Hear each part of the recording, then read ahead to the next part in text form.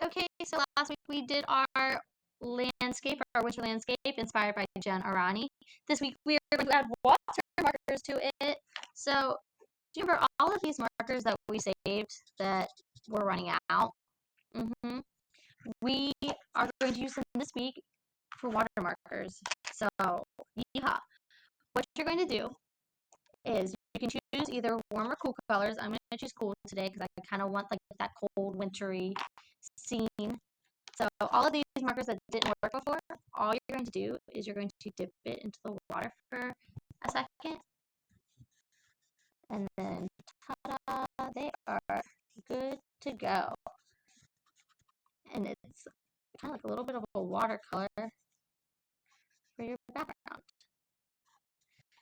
Now you can also go back and forth with the paintbrush and add a little bit more water so it has like a little bit more of a sky feel. You'll see when it dries. You add like a few dabs, it's going to look more. There you go. The water color. Okay, so you can go back and forth. This one was completely empty. Put some water on it, and just a second in the water, and it completely lets it work again. And this is a really cool way to add some light back into those markers and get all of the very last bit of them out. So no material is wasted here. Then same thing, take a few water droplets, kind of water on top of it.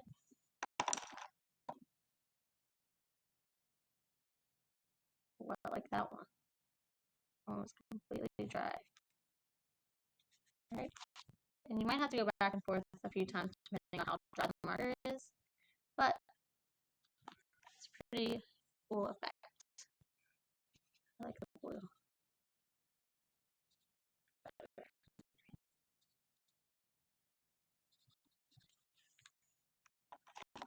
Okay, just kind of dab on top of it.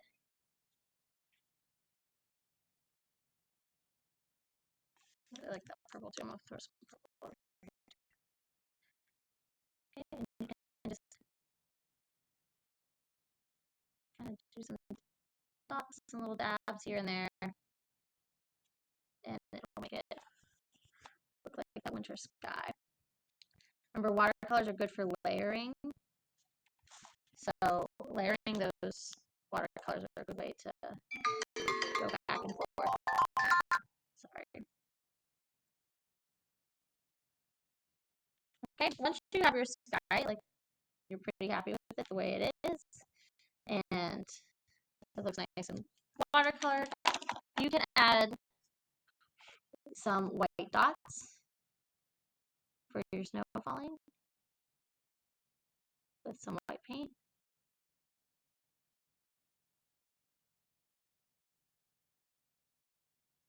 Take your time. Now the areas that it's still wet, your paint will not work yet, so give it a few. It's not working, that's okay. You might just have to come back to it.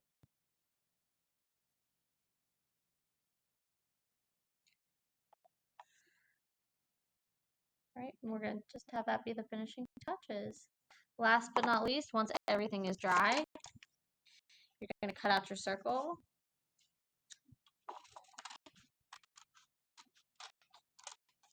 And put your name on the back. Okay, so make sure you're cutting nice and neat.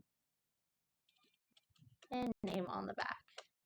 There is an extension activity if you get done early on how to turn this into a snow globe.